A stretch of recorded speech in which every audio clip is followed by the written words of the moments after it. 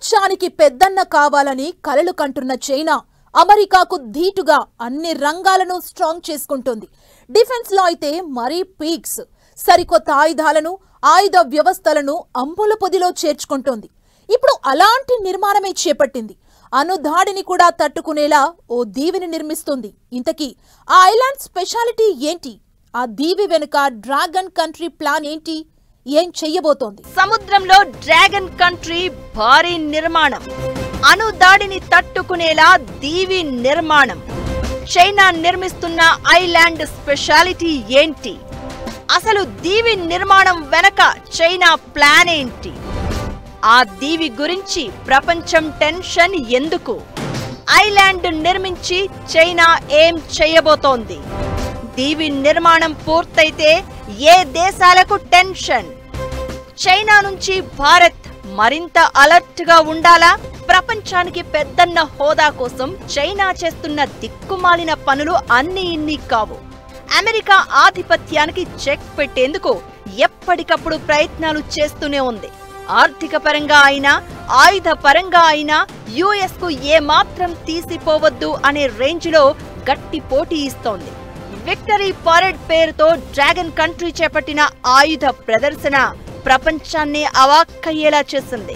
భూమి నుంచి అంతరిక్షం వరకు అన్ని రకాల ఆయుధాలను డెవలప్ చేస్తున్న చైనా ఇప్పుడు ఓ ఆర్టిఫిషియల్ ఐలాండ్ ని నిర్మిస్తోంది. ఇదే ప్రపంచాన్ని టెన్షన్ పెడుతోంది. ఏకంగా 78,000 టన్నుల బరువున్న ఒక కృత్రిమ దీవిని చైనా ఇప్పుడు నిర్మిస్తోంది. దీనికి చాలా ప్రత్యేకతలు ఉన్నాయి. ఇది సముద్రంలో కదలడమే కాదు, అణుదాడులను కూడా తట్టుకునే సామర్థ్యం ఉంటుంది. Deep sea all weather resident floating research facility అని ఈ ప్రాజెక్ట్ కి పేరు పెట్టింది చైనా. ఇది సబ్మెర్సిబుల్ ప్లాట్ఫారం. ప్రపంచంలోని మొదటి మొబైల్ స్వయం సమర్థత కలిగిన కృత్రిమ దీవిగా ఇది నిలవనుంది. చైనాలో కొత్తగా ప్రవేశపెట్టిన పుజియాన్ విమాన వాహక నౌకంత పెద్దగా ఈ దీవి ఉంటుంది. బయటి నుంచి సరఫరా అవసరం లేకుండా 238 మంది వ్యక్తులు వరుసగా 4 నెలలు నివసించడానికి అనువుగా ఈ ఐలాండ్ను నిర్మిస్తున్నారు. 2028 నాటికి ఈ దీవి పూర్తి స్థాయిలో కార్యకలాపాలు ప్రారంభించే లక్ష్యంతో అక్కడి అధికారులు పనిచేస్తున్నారు. శాస్త్రీయ పరిశోధనల కోసం నిర్మిస్తున్నామని చైనా చెప్తున్నా ఈ దీవి నిర్మాణం సైనిక ప్రమాణాలకు అనుగుణంగా జరగడం ప్రపంచవ్యాప్తంగా ఆసక్తిని రేకెత్తిస్తోంది. అణుబాంబు పేలుడును కూడా తట్టుకునేలా దీన్ని నిర్మించారు. ఇందులో ఆధునిక మెటీరియల్ శాండ్విచ్ ప్యానెల్స్ ఉపయోగించారు. ఇవి విపరీతమైన జలకును కూడా మృదువైన ఒత్తిడిగా మారుస్తాయని చైనా సైంటిస్టులు చెప్తున్నారు. ఈ ఐలాండ్ కు సంబంధించిన డిజైన్ వివరాలను చైనాలోని షాంఘై జియావుటాంగ్ యూనివర్సిటీకి చెందిన ప్రొఫెసర్ యాంగ్ డేకింగ్ నాయకత్వంలోని team Chinese Journal of Ship Research అనే నివేదికలో పొందుపరిచింది. కృత్రిమ దీవి నిర్మాణం అనేది చైనా 14వ 5 ఏళ్ల ప్రణాళికలో భాగం. దీవి అభివృద్ధి పనులు 10 ఏళ్ల కిందే మొదలయ్యాయని తెలుస్తోంది. 2024 డిసెంబర్లో China state ship building corporation తో డిజైన్ ఒప్పందం కుదిరింది. 138 మీటర్ల పొడవు, 85 మీటర్ల వెడల్పు, నీటి మట్టానికి 45 మీటర్ల ఎత్తులో డెక్ ఉంటుంది. దీనిలో డబుల్ హాల్ డిజైన్ ఉంటుంది. ఇది 9 మీటర్ల ఎత్తు అలలు, కేటగిరీ 17 తుపానులను కూడా తట్టుకోగలదు.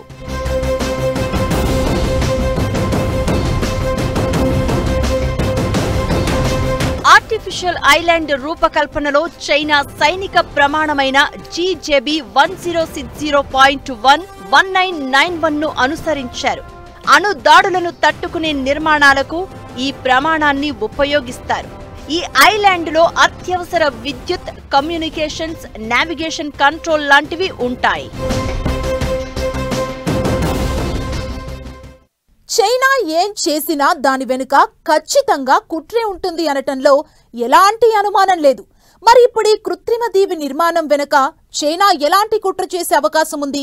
ఐలాండ్ కి సంబంధించి డ్రాగన్ చెబుతున్న మాటల్ని అసలు నమ్మొచ్చా?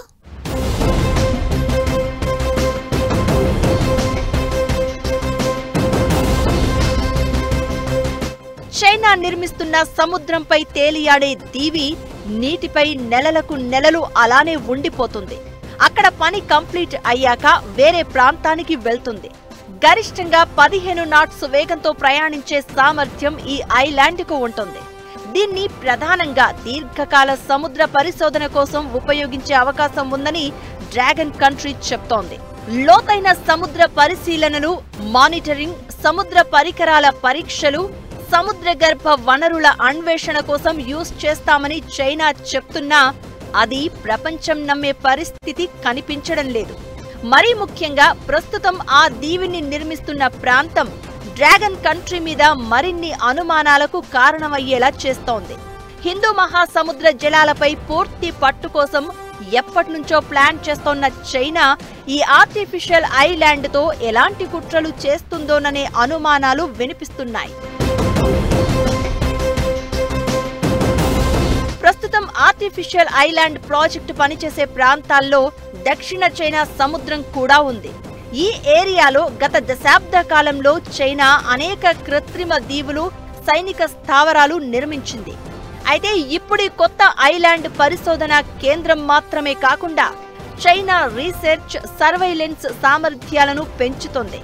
తైవాన్తో ఉద్రిక్తతల వేళ ఈ ఐలాండ్ డ్రాగన్ కంట్రీకి మరింత బలంగా మారడం ఖాయం. ఇకటు జపాన్తోనూ చైనా గిల్లి కజ్జాలు పెట్టుకుంటోంది. ఇది దక్షిణ చైనా సముద్రంలో మరిన్ని ఉద్రిక్తతలకు దారితీసే అవకాశం ఉంటుంది. ఓవరాల్ గా శాస్త్రీయ పరిశోధన కోసం మాత్రమే దీన్ని ఉపయోగిస్తామని చైనా అధికారులు చెప్తున్నా దీని పరిమాణం, బలమైన నిర్మాణం, వాడుక ప్రాంతాలు చూస్తే ఇది వివాదాస్పద సముద్ర ప్రాంతాల్లో చైనా వ్యూహాత్మక ఆధిపత్యాన్ని మరింత బలపరచడం ఖాయంగా కనిపిస్తోంది. దీంతో ప్రపంచ దేశాలన్నీ చైనా అడుగులపై ఓ కన్నెయ్యాల్సిన అవసరం ఉందనే అభిప్రాయాలు వినిపిస్తున్నాయి.